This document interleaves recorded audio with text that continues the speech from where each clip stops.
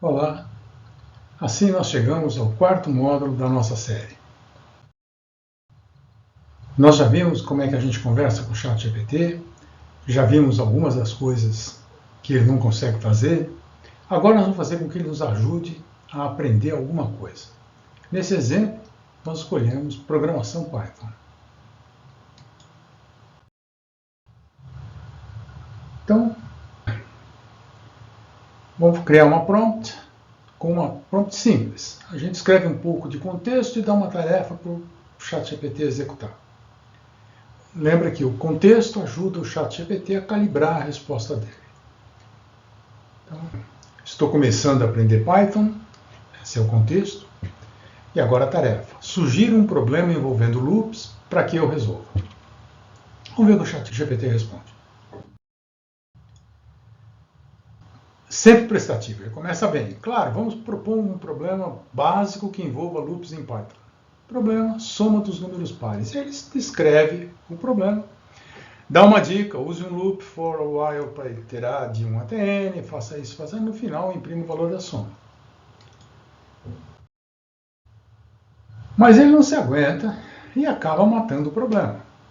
Aqui está um esqueleto do programa para te ajudar a começar, e o esqueleto é praticamente o programa pronto. Complete o código dentro do loop para resolver o problema. Mas não sobrou mais nada para a gente fazer. O ChatGPT é super prestativo. Então, se você não tomar cuidado, ele faz tudo sozinho. E aí, se a gente está querendo aprender alguma coisa, é preciso sobrar coisa para nós. Nós queremos que ele nos oriente, a gente quer que ele corrija nossos erros, mas não queremos que ele resolva os problemas que ele mesmo propõe, tá certo? Então vamos ver como é que a gente vai fazer para segurá-lo. Né? E só pode ser na prompt. Então vamos mexer na prompt, tentando fazer com que ele não vá tão longe. Então a prompt agora está um pouquinho mais trabalhada. Esse foi fácil. Né? Proponha outro problema um pouco mais difícil para que eu resolva.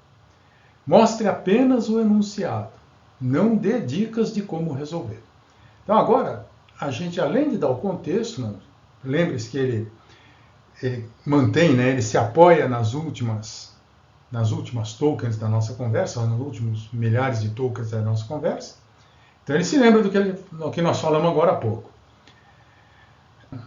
E agora nós pegamos aquele contexto e falamos, propõe um problema um pouco mais difícil do que aquele que você propôs antes. Mostre apenas o enunciado do problema. Não dê dicas de como resolver. Então, aí, condições que a gente está impondo à resposta.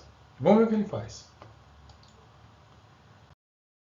Então, claro, vamos lá. Problema, fatorial de um número. Escreva um programa em Python que solicite ao usuário um número inteiro positivo n e calcule o fatorial deste número. E agora, ele se segurou.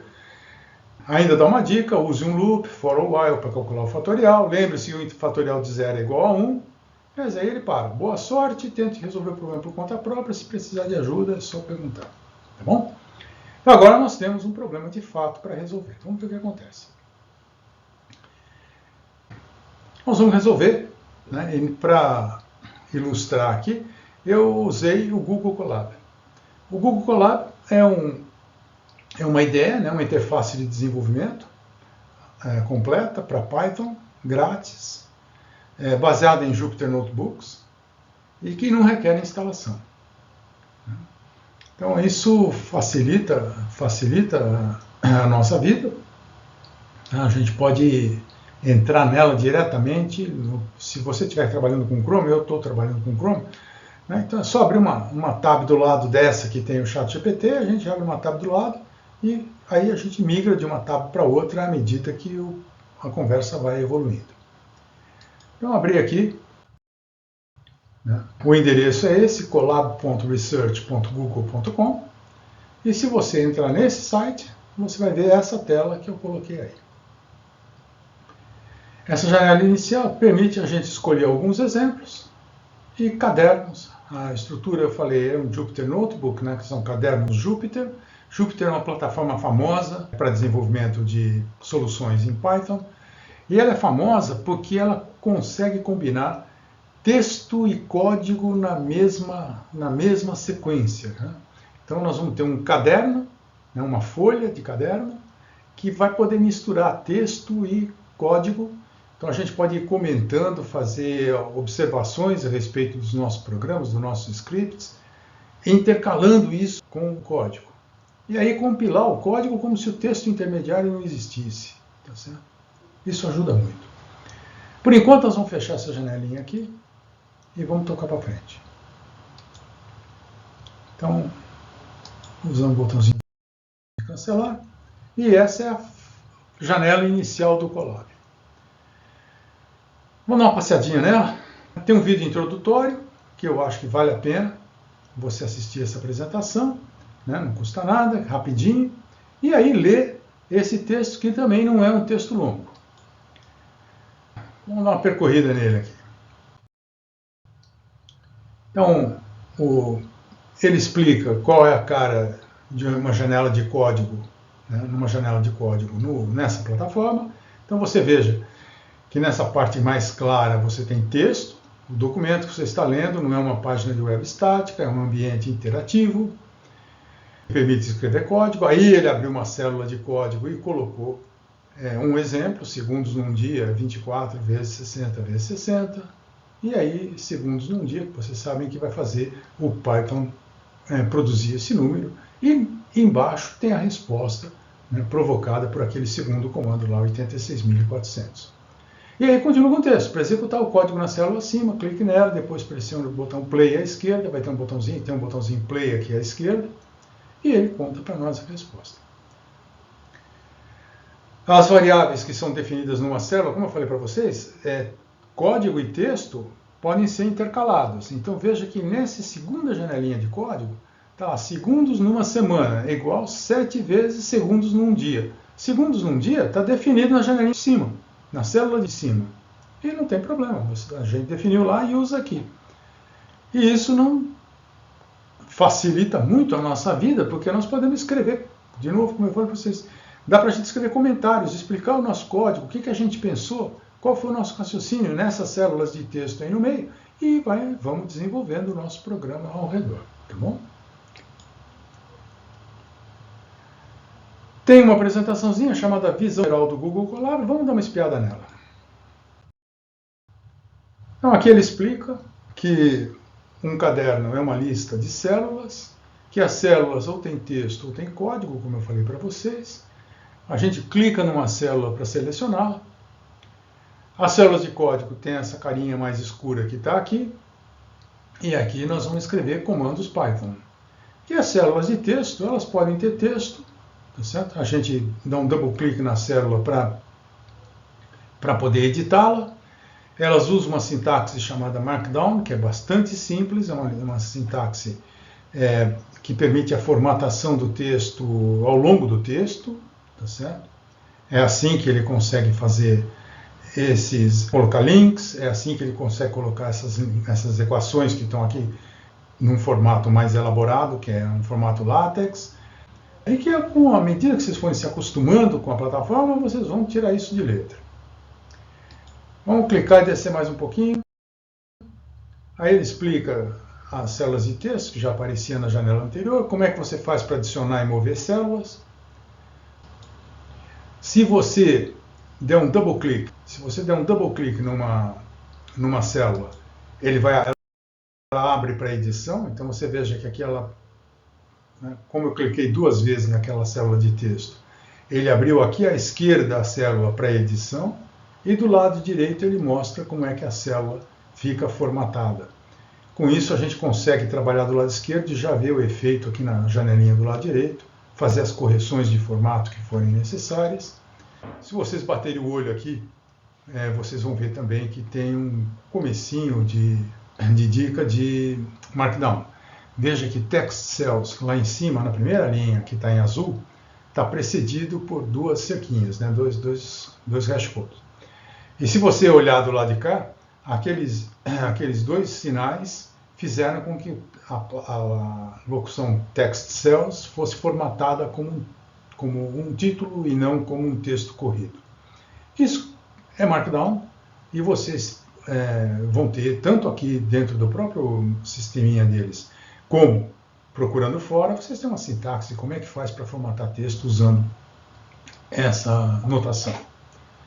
Vamos voltar para a nossa página. Se a gente colocar o mouse, passar o mouse entre duas células, ele abre a opção de acrescentar uma célula de código ou uma célula de texto. Certo? A gente clica numa das duas e essa célula é criada. A outra coisa que é possível é mover uma célula para cima ou para baixo, já que é uma sequência, né? Mover uma célula para cima ou para baixo usando os dois botõezinhos que estão, as duas setinhas que tem ali no canto direito superior de cada célula. E aí, uma descrição de como é que se trabalha com Python. Nós vamos fazer isso com o nosso problema agora. Então, voltamos para a janela inicial. Então, está aqui uma janela, uma célula de código, né, escurinha, vazia. Aqui nós vamos colocar o nosso programa. Então, digitei aqui a nossa primeira versão do programa que calcula o fatorial. Usei o modelinho que ele tinha dado para nós de graça lá no primeiro exercício, tá certo? E transpus ele para cá, só fazendo os ajustes que precisava para, ao invés de calcular a soma dos números, calcular o fatorial. Se a gente clicar no botão de execução lá em cima, a gente vai ver a resposta. E aqui digite um número inteiro positivo n, eu entrei com 5, o fatorial de 5 é 24. E, opa, o resultado não foi esperado, né? O fatorial de 5 a gente sabe que não é 24. Vamos imaginar que a gente não conseguisse, examinando o nosso código, não conseguimos ver o que está errado aqui. Vamos pedir uma ajuda para o ChatGPT. Então, vamos voltar lá. Como é que a gente pede uma ajuda para o ChatGPT? Voltamos para a janela do ChatGPT e botei uma prompt. Escrevi o código abaixo, mas o fatorial de 5 está dando 24. Não corrija o código para mim. Estou segurando o cara. Apenas me deu uma ideia de onde posso estar errando. Aí, cut and paste, né? Copiar e colar o código que estava lá na janela do Google Colab. Eu copiei, colei aqui. Então, está claro na prompt qual é o erro, né? O fatorial está dando errado. Não queremos que ele resolva o problema sozinho. E está colado aí o código para ver o que acontece. Enter.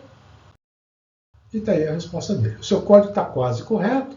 O problema está na forma como você está construindo o loop para calcular o fatorial. Aqui está a dica. O range do loop, né, deve ser de 1 a n mais 1 em vez de 1 a n. Isso ocorre porque o range exclui o último valor, n. E no cálculo do fatorial precisamos incluir no produto. Espero que isso ajude. Tá? Já deu a resposta, não tem problema. Continue praticando, etc. Como ele deu a dica, nós vamos voltar lá. Nós vamos voltar no Google Colab, colocar e rodou. Aí, problema resolvido. Que tal tentar fazer com que ele nos ajude a melhorar a solução? Então eu falei, corrigir, funcionou. Essa é a melhor maneira de resolver esse problema? E vamos ver o que ele me conta. Ele fala, ótimo que você tenha corrigido. Sim, a forma como você resolveu, uma abordagem comum, eficiente, etc, etc. Aí ele fala uma coisa aqui embaixo. Em situações onde n é muito grande, o fatorial pode facilmente ultrapassar o limite de um número inteiro, levando a resultados incorretos ou erros de memória. Verdade, né? O fatorial a gente sabe que é um número que cresce muito rapidamente. E aí ele vai dar uma dica. Para evitar esse problema em casos extremos, uma abordagem mais robusta é usar uma função recursiva para calcular o fatorial. Embora seja menos eficiente para n's grandes, é uma solução mais segura para evitar estourar os limites numéricos. E isso aí me acende um alerta. Você consegue pensar? Dá uma paradinha no vídeo e pensa se você também se assusta com isso.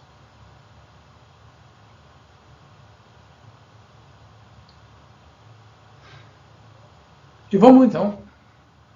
O que me deixa preocupado? Poxa vida, se o problema é um estouro numérico, não é na forma de fazer. Se a resposta, né, do fatorial de n é muito grande, ela é muito grande qualquer que seja a maneira que eu calcule. Não parece fazer sentido que saindo de um algoritmo iterativo para um algoritmo recursivo, eu possa mitigar esse problema. Eu poderia consultar um livro, podia consultar o meu professor, eu vou consultar uma versão, o irmão mais forte do ChatGPT. Como eu tenho assinatura Plus, eu tenho acesso a um sujeito chamado Advanced Data Analysis, que faz parte do pacote Plus. Eu vou no pacote Plus, vocês estão vendo aqui na primeira linha, que agora eu não estou mais falando com o ChatGPT 3.5, estou falando com Advanced Data Analysis.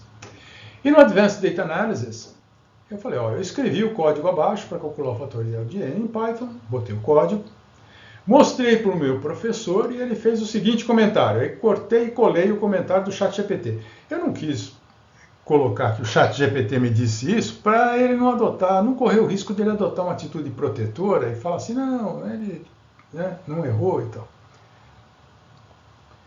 Então eu botei exatamente o que o ChatGPT disse, só que eu falei que foi o meu professor que falou. E perguntei para ele, o comentário do meu professor está correto? E vamos ver o que ele responde.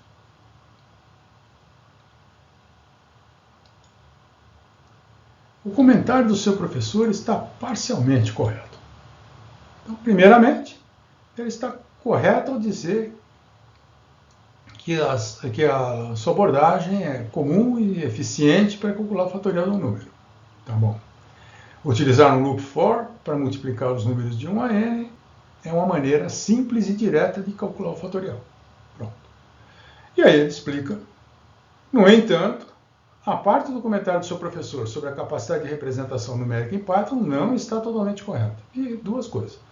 Primeiro, o Python suporta inteiros de tamanho arbitrário, portanto, na prática, o que vai limitar o tamanho da resposta é a capacidade de memória da nossa máquina.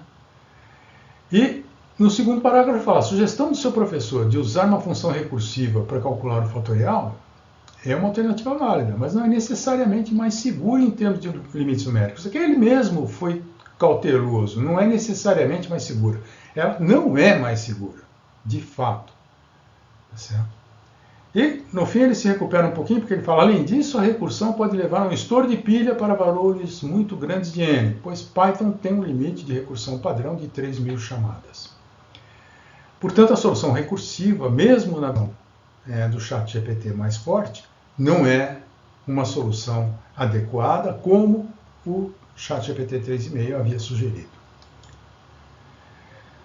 Então, em resumo, blá, blá, blá, blá, blá. Se esperava, né? Então, vamos voltar lá no nosso Google Colab. Para n razoavelmente pequeno, os dois algoritmos funcionam bem. Então, botei a versão recursiva e a versão iterativa, e ambas, para um número pequeno, dão a mesma coisa. Um número pequeno, 40, mas você veja que o fatorial já é respeitável, né? Mas os dois calculam bem.